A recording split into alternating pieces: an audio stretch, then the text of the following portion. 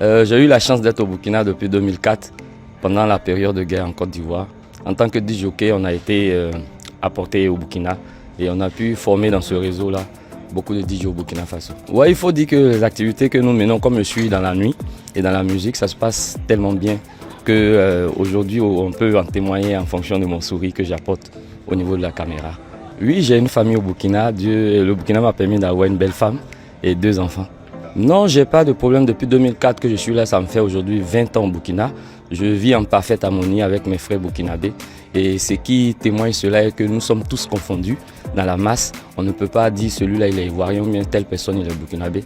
Nous vivons en parfaite harmonie. Oui, effectivement, ce matin sur la toile, sur le métal, j'ai vu que ça a apporté débat.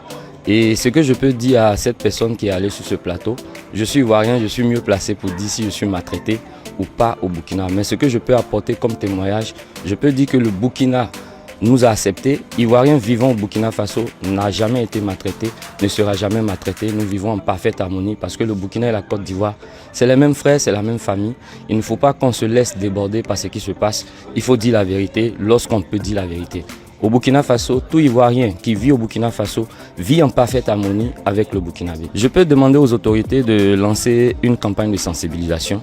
Campagne de sensibilisation dans le sens de pouvoir demander aux 2 peuples de pouvoir toujours s'entraider, de pouvoir s'aimer au-delà de toute l'alliance qui a été tracée par nos parents depuis les temps ancestraux jusqu'à aujourd'hui. Le Burkina et la Côte d'Ivoire, c'est une grande histoire qui nous lie. Il ne faut pas qu'on se laisse emporter.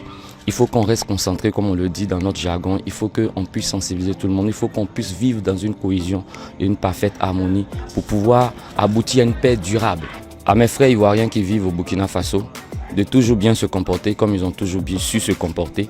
Demandez également à nos frères burkinabés de toujours nous accepter comme ils nous ont toujours acceptés, afin que nous puissions aboutir, sinon contredire ce qu'on a toujours dit, la paix durable.